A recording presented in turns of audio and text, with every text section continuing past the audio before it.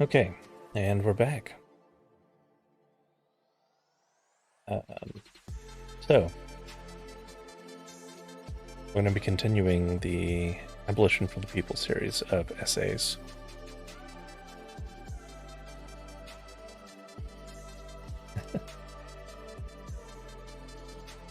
So we're actually more than halfway over on this series of essays. So I'm going to walk through these. We have covered the two introductory essays. We've gone through police and policing. All 7 of these.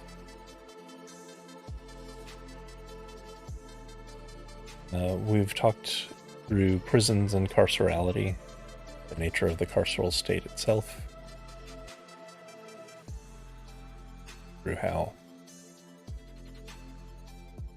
the system as is flawed. Basically, been going through identifying all of the problems. Now we're on a section which is kind of near and dear to my heart. Fuck reform.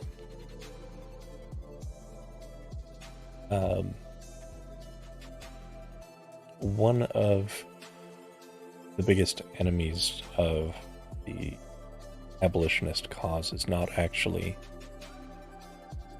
those who think the police system... It's not actually even conservatives who are all in favor of cops. It's actually those liberals who are under the delusion that the system can be reformed from what it is to something useful. People who don't yet understand that the utter foundation is broken. And I used to think that quite a bit myself. Before I started really looking into the police system, really listening to those impacted by it, I used to think that there were just a few problems that could be tuned up here and there, then everything would be fine. That's just not the case. And the analogy that I've come to kind of internalize myself is I'm a software developer, and one of the pitfalls that you can very easily go down in software development is if you have built a piece of software to do a function,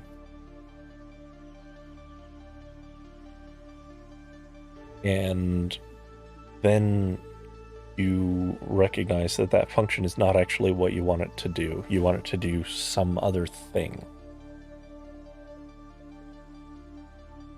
It actually, most of the time, will be much, much more difficult and cause a lot more bugs if you try to adapt your original program to solve that other problem than if you just build a new piece of software from scratch.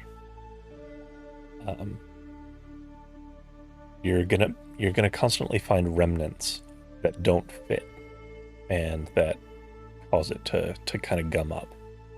And to me, that's kind of a parallel to this idea of why reforms won't actually get us to where we need to be. Because it wasn't built to do what we want law enforcement to actually do. At no point did it serve the role that is desired. So it's not really something that you can tap it down to. Or if you can, it will be so much more of an uphill battle than actually just building a system with the correct incentives from the ground up. But anyway, we're going to be diving into reforms of the master's tools, by Derecka Purnell. Derecka Purnell is a lawyer, activist, author. I linked one of her essays in the Discord server earlier today.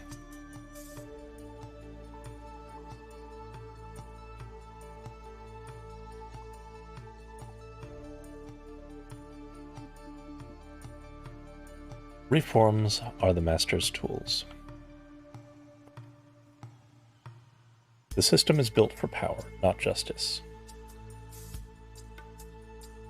Reforms don't create more just societies, just ones where more people of color are in charge of the violence. Derecka Purnell.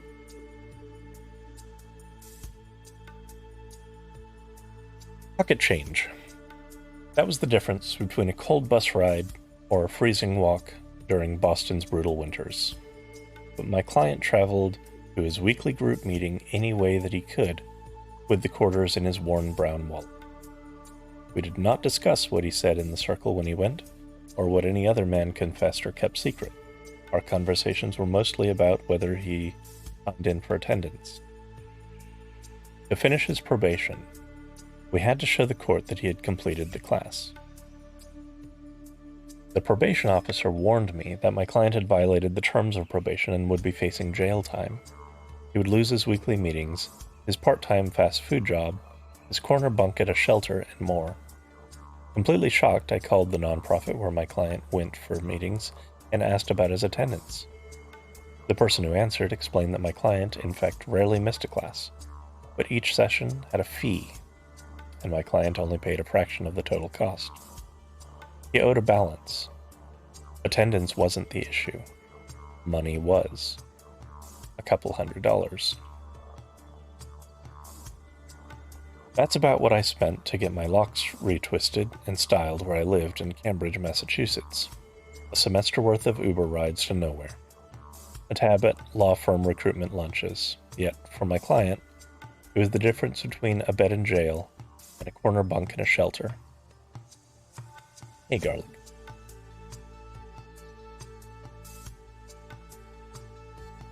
So, right off the bat, this touches on, yet another instance of how the system creates destitution and then punishes you for being destitute. Like, this is someone who is doing their best to get on the right track. And yet, because he is just out of prison, because he has no actual, has no way to actually get a strong financial situation, but is required to pay anyway, in order to not be in violation of their probation.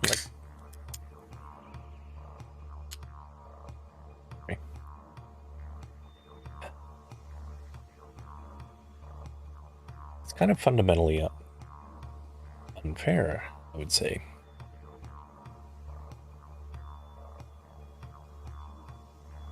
It's setting people up to fail and to fall back into jail.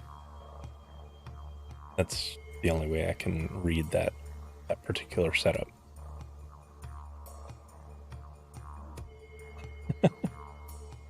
Robotic.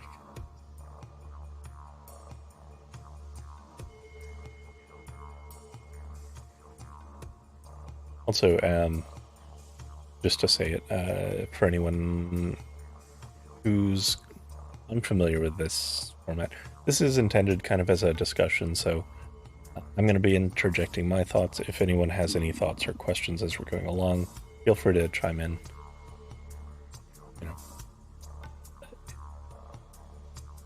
This is about, learning more, and yeah, so basically that.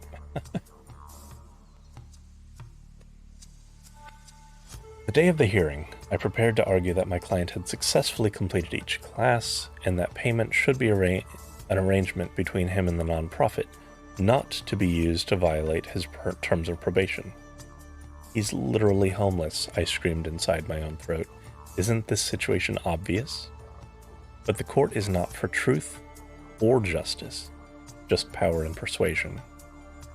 Right before the clerk called the case, my client bustled through the hall, beaming and proud that he had made just enough after saving paychecks to cover his debt. He had nothing left except pocket change. My former client was in a diversion program. He could delay or avoid jail by completing court-mandated group counseling classes to assist with what the judge or prosecutor assumed was an emotional problem. This was better than jail, and my law clinic professors wisely trained students to request diversion for our clients, so I did. Diversion is among the best reforms in the criminal legal system, yet it still kept people trapped. My client was not in jail, but he was not free.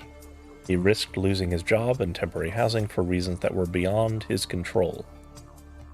For example, he had to avoid police encounters, but that condition does not account for Boston Police Department's disproportionate racial profiling of black men.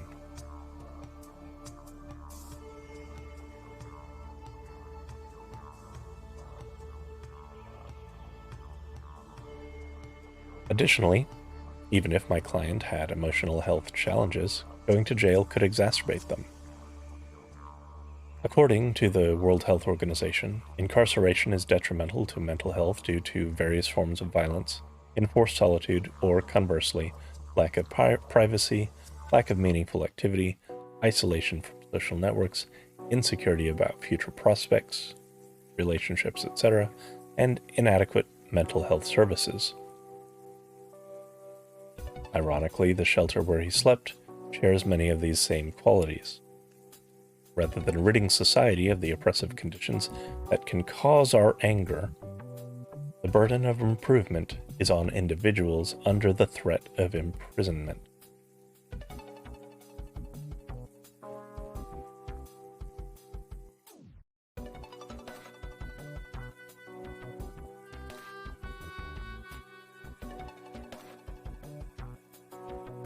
Yeah, this is, this kind of harkens back to the ways that law enforcement and prison especially not only do not accommodate, but actively seek to oppress, the neurodivergent. And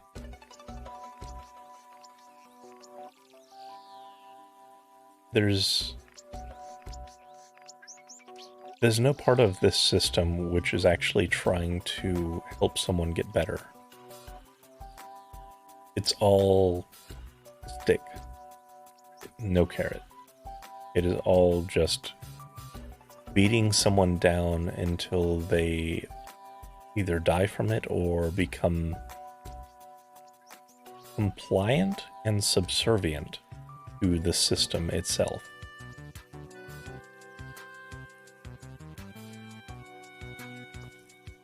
I would note that compliance and subservience to the system itself is not actually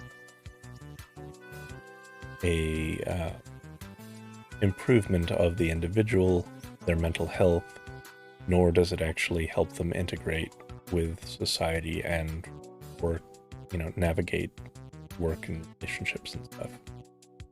It's just the erasure of the person themselves.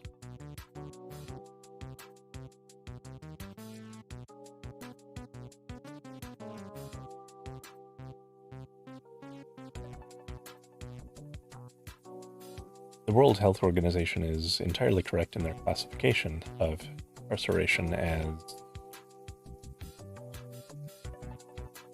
Seems like they're going just shy of calling it a form of torture, which it basically is. And I know that some people believe that that is a deterrent, but crime statistics do not bear that out. No matter how harsh jail has become, or even anything like that, it has no bearing on crime, because crime, as discussed, is a meaningless statistic. It is, in large part, fabricated by police to maintain arrest numbers. It doesn't necessitate a victim, and those who commit crimes, they're not sitting there making some sort of risk-reward analysis of things. It's born out of desperation.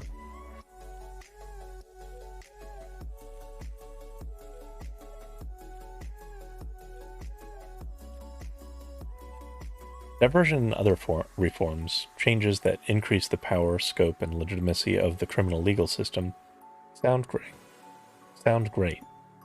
We want to believe that these reforms are gentle, or perhaps that a more diverse system will alleviate the suffering of the people who bear the brunt of the badge and the cage. Yet, as Maya Chenwar and Victoria Law detail in their book, Prison by Any Other Name, reforms encourage judges and cops in prisons to enter into our most sacred spaces, our homes, therapy sessions, jobs, schools, hospitals, even places of worship. Your shelter manager or your employer now surveils your whereabouts. Your landlord dangles an eviction card over your head for new and arbitrary reasons. Your court-mandated therapy group leader determines that you violated your probation because you're too poor to pay for classes you didn't sign up to attend.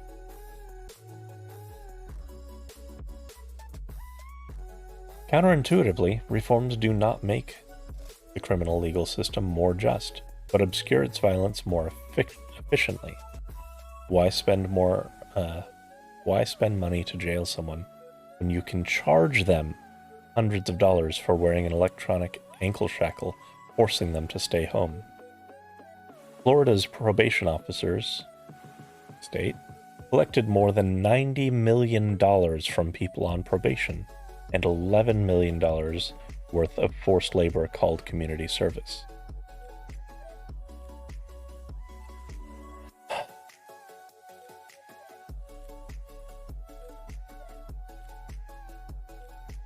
Yeah.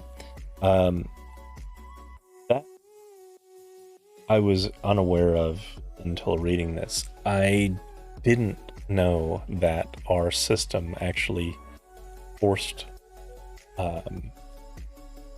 the incarcerated to pay for their own invisible cage. I had naively believed that when they were issuing electronic ankle shackles, that they were covering the cost of that, but nope. And if you can't pay for it, too bad. Stay in jail. In every part of this system, it sets it up so that your ability to navigate the carceral system and to avoid punishment is entirely 100% dependent on your economic class. I mean, there it is. Yeah, and it costs money to be in jail as well. It does. Not to mention, of course, the losing of your home, your job, etc.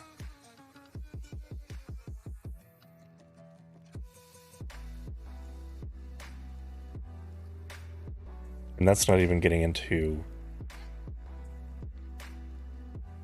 pre-trial bail systems and stuff.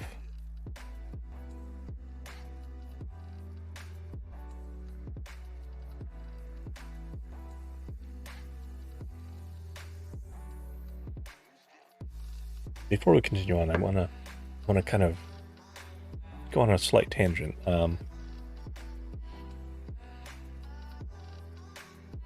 Regarding something that happened with my father, and it's been rolling around in my brain ever since then.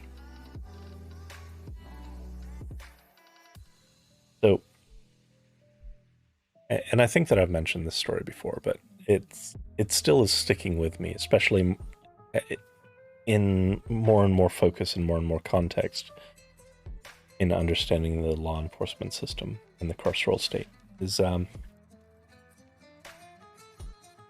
he'd gone out to hang out with friends. He's older, and so they were having a dinner, and he left this place, and this place is a place that does serve alcohol, and he had in fact had I think like part of a beer,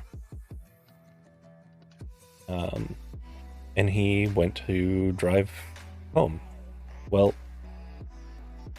this officer apparently has a habit of trolling this particular bar or restaurant and just sending people who he sees leaving there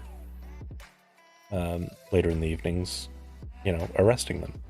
So he followed my dad and pulled him over after a few blocks and didn't give him a breathalyzer.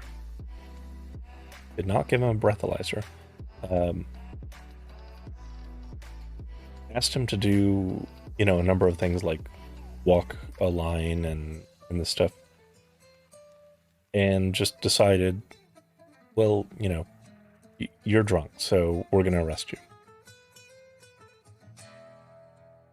So he ends up in jail, and he does call me, so I go to, bail him out.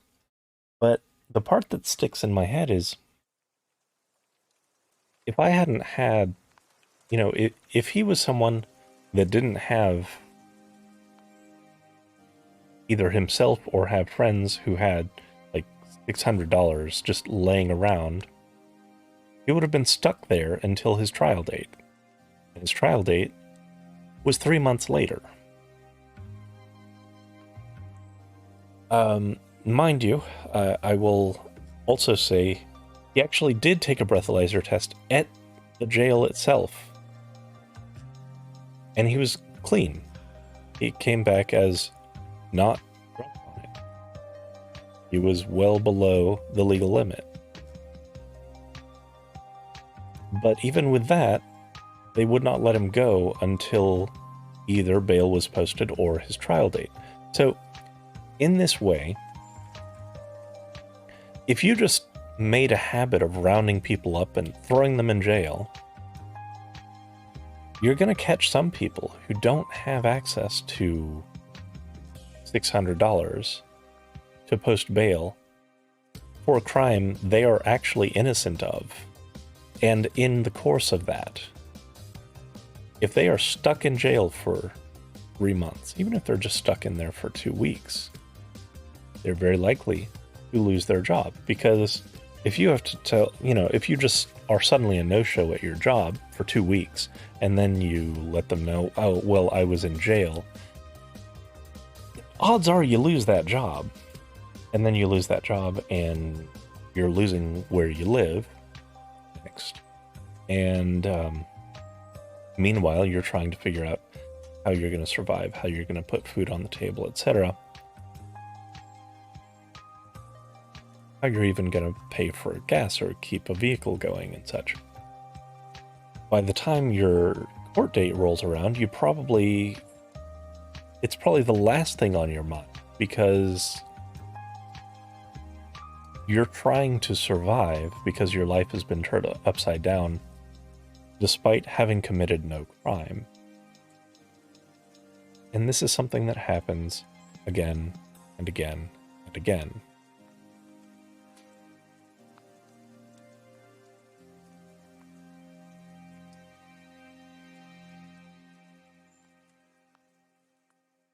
So,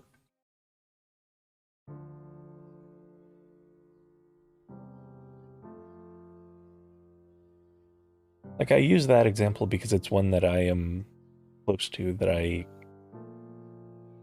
lived through, observed, and fully understand and fully contextualize in the larger understanding of the policing system. This is an officer who knows that he can just arrest anyone he wants. And in the course of doing that, law enforcement makes a profit. He looks good because he is making arrests. He is justifying his job and his department's job by making arrests, which makes it look like statistically they need that many officers and maybe more.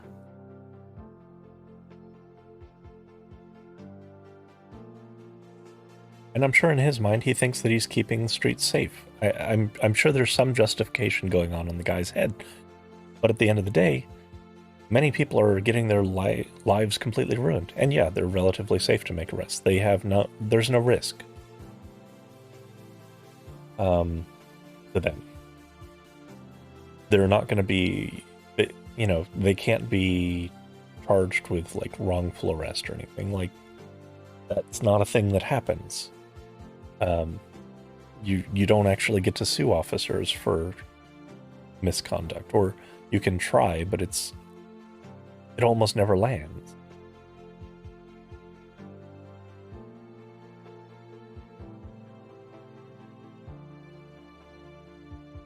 So, yeah. I wanted to take that tangent just to kind of... Subject reminds French TV interview of an ancient longtime prisoner. That opinion on more efficient justice punishment would be short imprisonment, but without contact with other prisoners.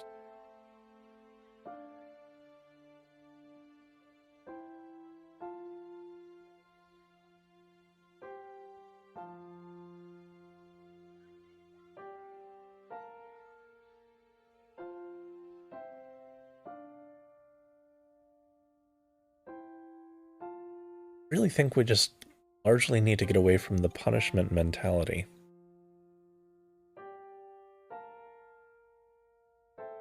It doesn't really resolve problems, is kind of the thing for me. Like, if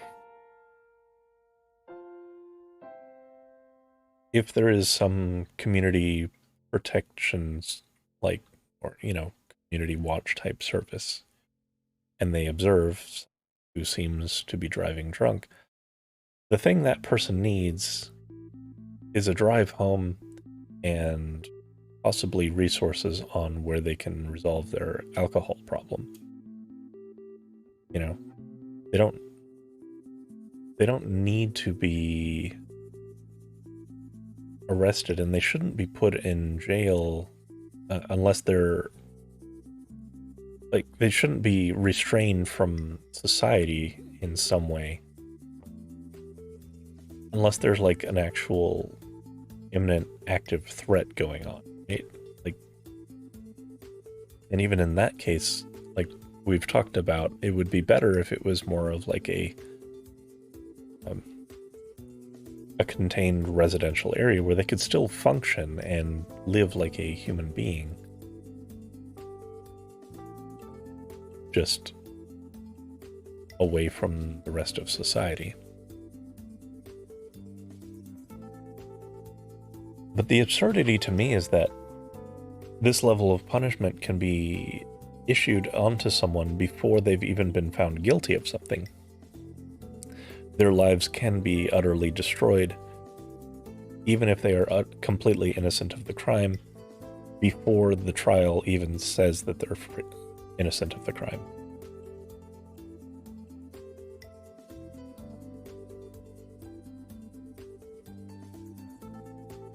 The problem of the prison we had in France is the enrollment of low criminals in higher kinds of morality or religious conversion.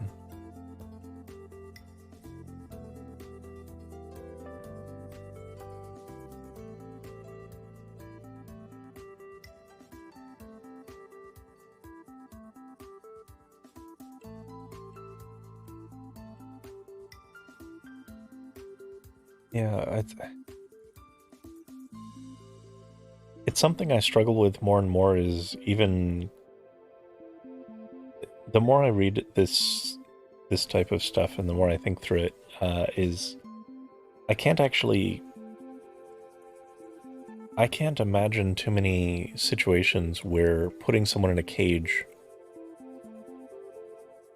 helps anyone.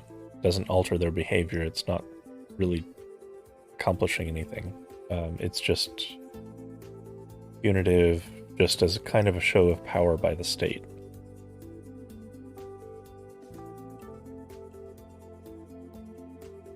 I'm more interested in restitution for any victims that exist and rehabilitation of aberrant behavior. That's a much better focus and probably would end up being a lot cheaper. I do understand what you're saying though, Lou, and that's something that we have here in the States as well, is putting, a petty thief next to, someone who's committed assault or even murder. And in many ways, that's not entirely a mistake. It's kind of the system working the way that it's designed. Just the way it's designed is fucked up. Because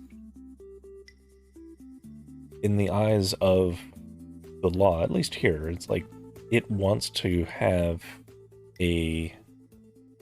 just a carceral class that are all kind of viewed equally as non-human, as other, as something to be feared and never actually brought back into society.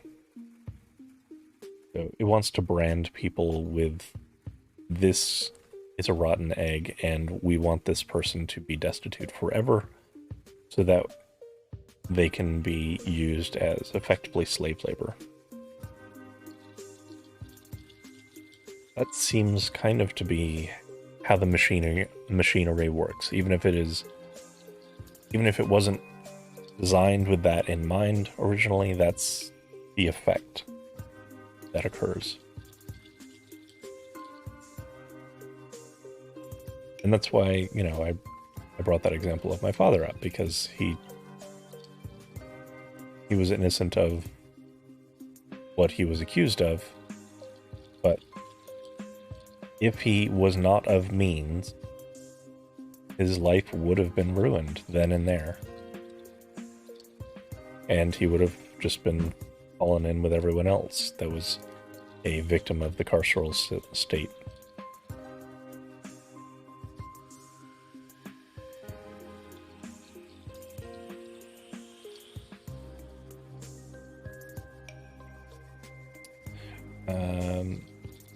On. That was kind of a long tangent, but I think it was relevant to the discussion.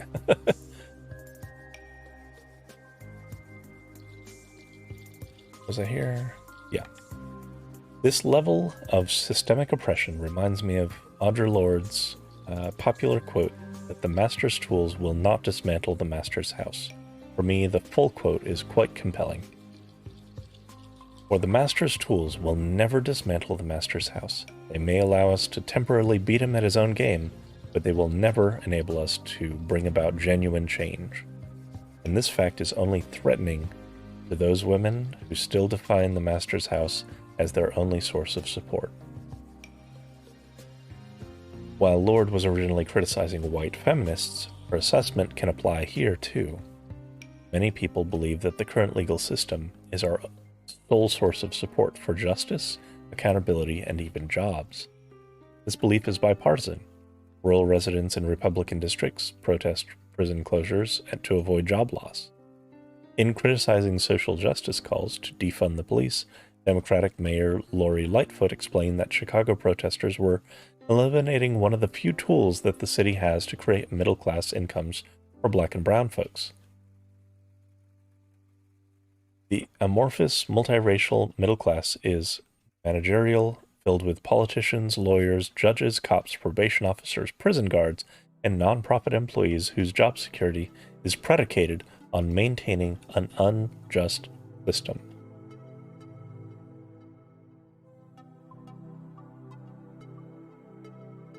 This is getting at that. What I've hinted at for the past few weeks, which is how police have to create crime in order to justify all of this. If a area is having less violent crime, they'll go after something else. If it's the arrests have to happen because it's jobs.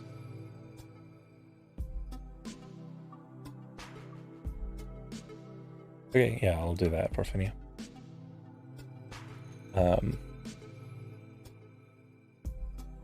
And yeah, I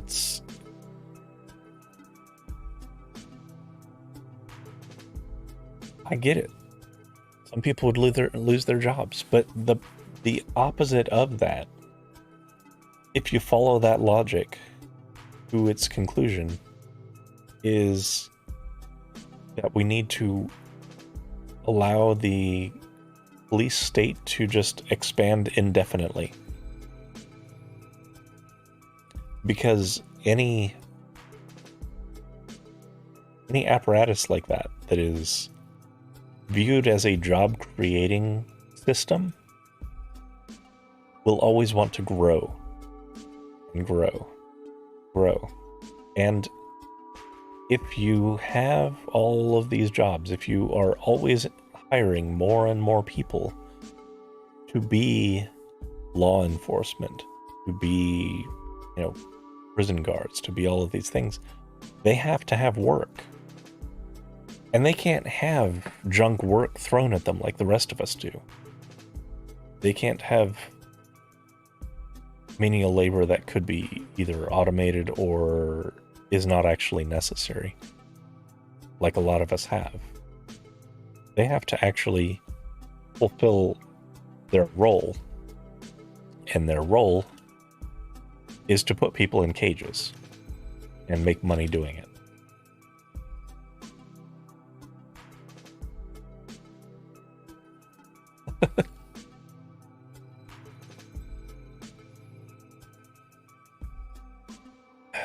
Yeah.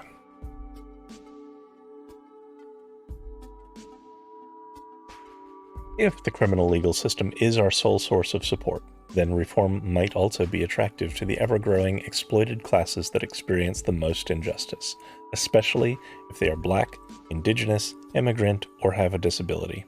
They likely rely on the criminal legal system mostly out of desperation because their social, economic, and educational supports have been undermined or decimated. For example, a Black teenager in Michigan once incarcerated for not completing her virtual schoolwork was originally on probation because she stole a cell phone and bit her mom's finger in a fight over not being allowed to go over to a friend's house. Her mom called the police 3 times on her daughter because she did not know where else to find help. You think system reached this level of corruption? Corruption is not even the right word for it. It's a system that is following the incentives that are given to it.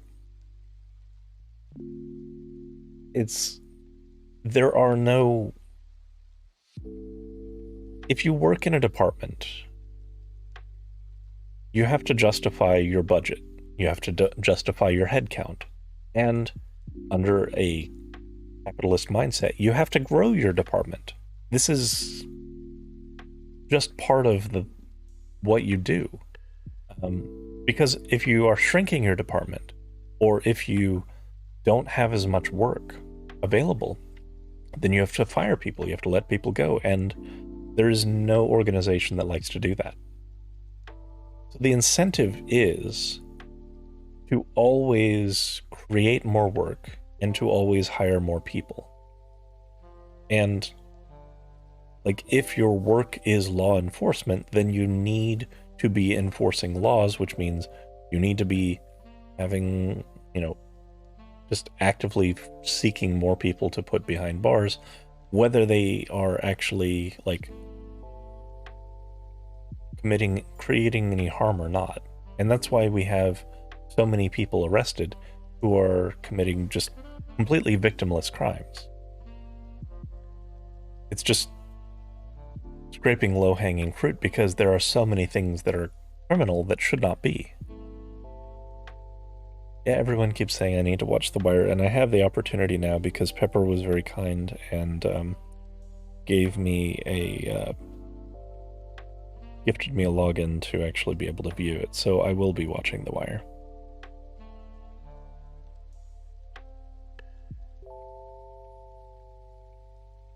I haven't seen The Wire. Everyone is saying that I need to watch it, and I get it. I have to watch The Wire. Seems like an army running tank turning night to burn fuel to justify their next year's budget. Yes, actually, yes, Lou. Something similar to that, and that is a thing that is similar to things that actually do happen. The United States military, we run way more flight tests, training exercises, etc., than are actually needed based on the levels of engagement that we have.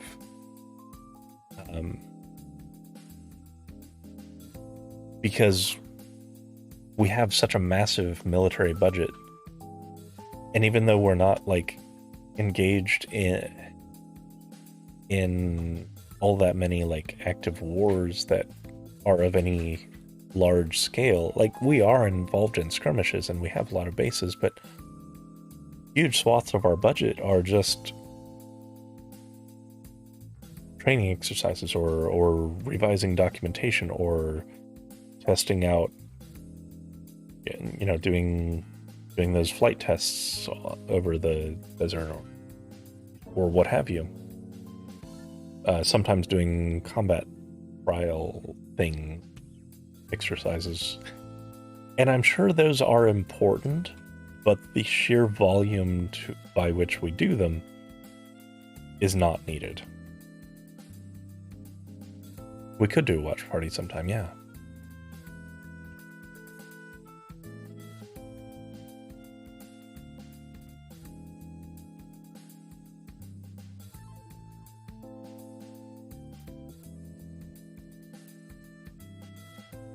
And I know, like, in the consulting industry,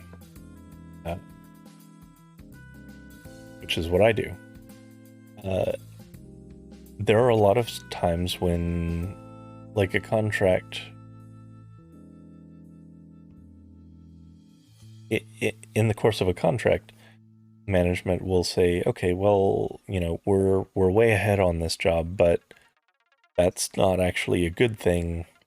We need to actually encumber all the funds on it, so let's slow it down. Let's, make up some bullshit work to stretch for the next few months so we can bill on this thing.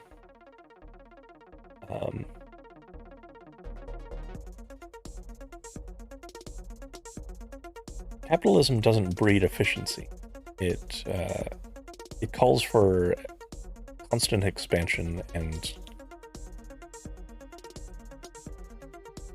even if that expansion is not needed.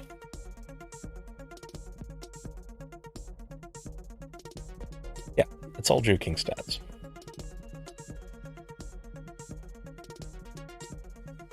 But in this like example that they gave, this black teenager in Michigan, yeah, if there's no access to pre-counseling, mental health, things of that nature, and you run into a situation like this, of course, yeah, she's going to end up in jail, which doesn't actually resolve the problem. It doesn't make that family stable. It just puts a teenager behind bars.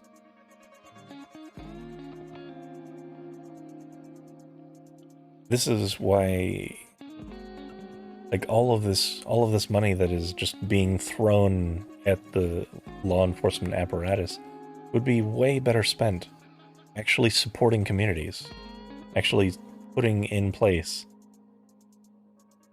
rehabilitation centers, mental health services, housing, just free housing for people who are not of means, food security, fucking,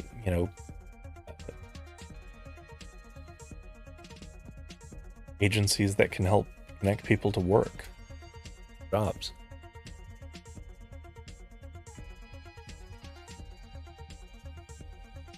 It would be cheaper, and it would meaningfully lower crime. It just would. Anyway. Even people who police primarily put in prisons experience the carceral state as a sole source of support. Without jail, they would not have access to healthcare, therapy, beds, chances to go to school or recover from an addiction, all of which should be plentiful, optional, high quality, and available for anyone, anywhere. Anyway. Right.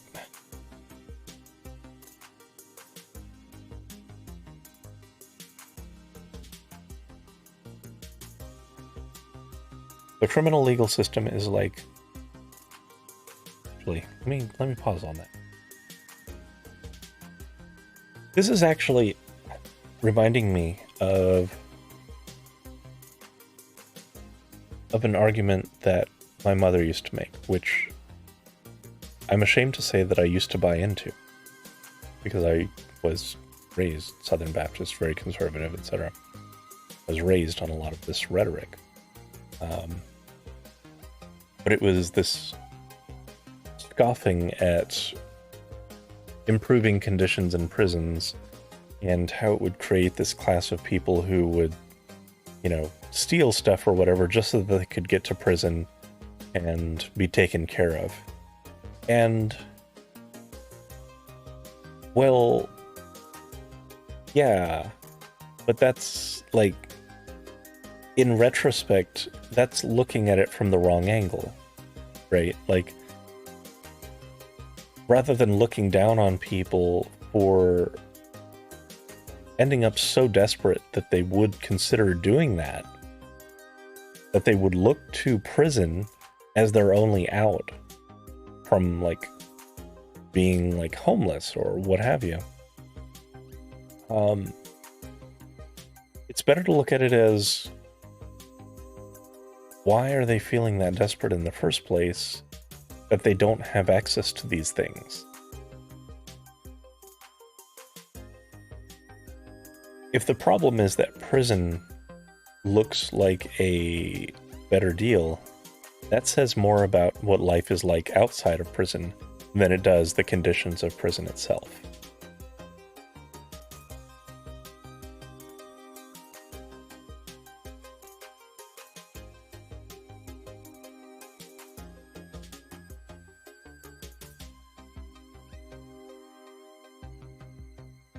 Exactly.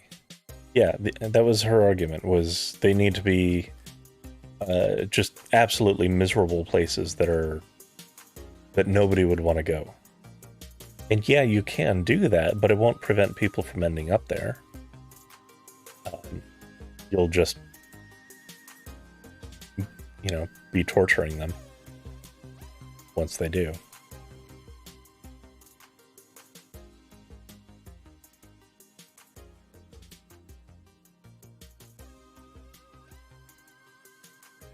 And conditions are not good. Prison. There's this there is sometimes a conservative fantasy that, oh, well, they have gyms and TVs and all this stuff. And okay, some of them do have some exercise equipment and do have TV viewing, but conditions are not good. And it's an experience that dehumanizes you completely.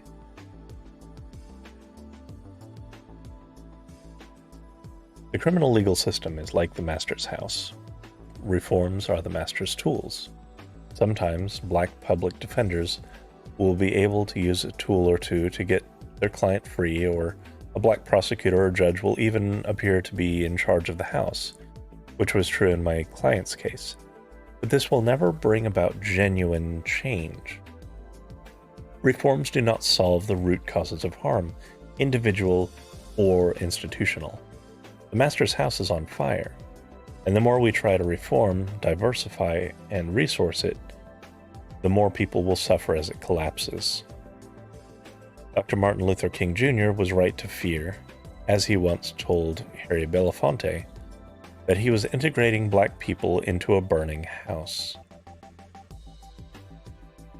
Unlike reform, abolition is about dismantling oppressive systems and expanding or creating sources of support for people like my former client, for Grace and her mother, for me and you. Abolition might feel threatening because it upends the status quo and delusive comforts of cops and cages. Fighting for a society where black people and our oppressed siblings can thrive is not normal in a country built on genocide, theft, slavery, patriarchy, homophobia, xenophobia, ableism, and militarism. The fight is forged. What abolitionists dream and build is more promising than diversifying police departments or expanding probation. Abolition creates more just societies where we don't need masters' houses, masters' tools, or masters at all. In a more just world, my client's pocket change could be the difference between a walk or train fare to his favorite restaurant. Perhaps he could have a corner apartment instead of a corner shelter bunk, and he would feel overwhelmed because he had too many green jobs or too many therapists or too many schools to choose from. He wouldn't have to run in the halls to greet me about paying off his balance for his freedom. His freedom would be free.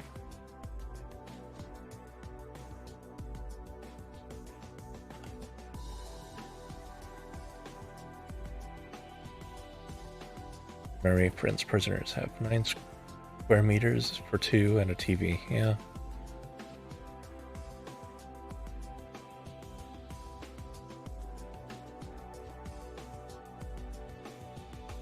It's just that the experience really is not about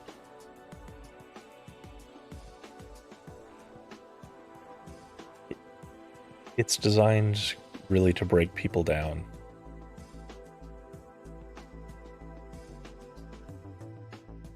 The goal isn't to resolve whatever landed them there in the first place.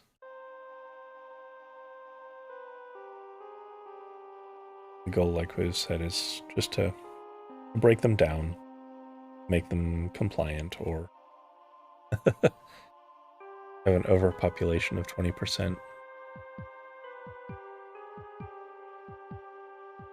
of prisons. Yeah, a lot of ours are overpopulated as well.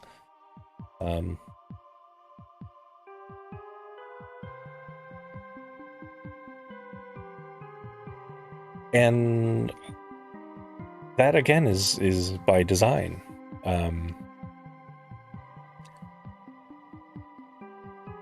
Because cops find ways to make the arrests because they have the seats in the prisons. And if they can keep the seats in the prisons overfull, what does that justify?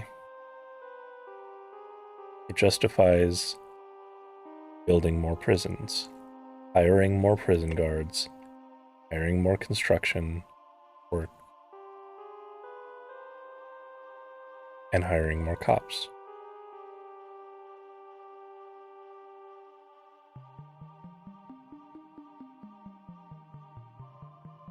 any system, any reform ultimately puts more money into the system, creates more jobs to continue to perpetuate this ineffective and unjust apparatus.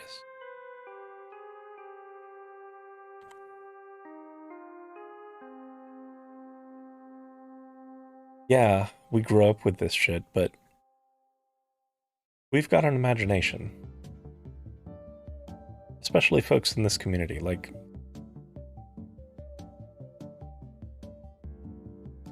things don't have to be the way they have been just because they've always been that way in our memory.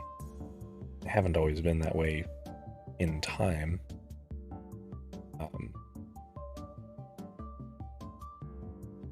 lot of this stuff is, you know, the ways that modern police operate are, on a long time scale, actually relatively new. And I think it's about time that we start getting more imaginative. Start dreaming better.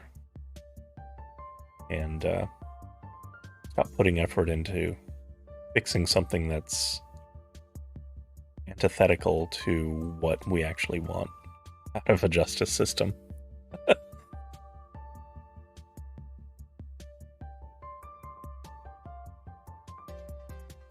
I'm really looking forward to the rest of the fuck reform section of this series of essays, because, and I really like the way that this this is structured, because yeah, the last two segments were all about identifying the problems with policing and then identifying the problems with prisons, and now it's going to talk about why reform is not the answer and pitch alternatives to that.